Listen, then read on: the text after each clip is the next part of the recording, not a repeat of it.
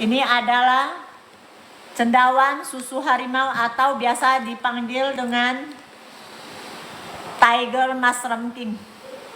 Nah, ini sudah dijadikan, ini di blend jadi tepung untuk anak-anak yang kena pneumonia atau kemarin bekas pernah kena COVID ya.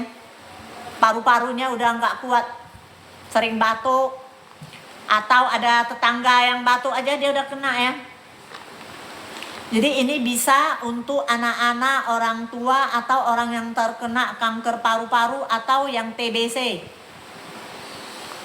TBC bisa ya, kanker paru-paru.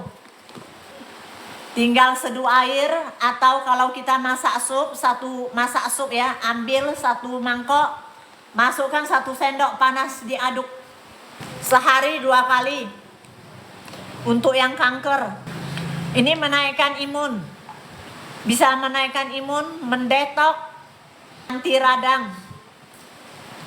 Boleh untuk semua usia ya. Ayo yang merokok dijaga dulu paru-parunya sebelum paru-paru itu bermasalah. Dijaga dini.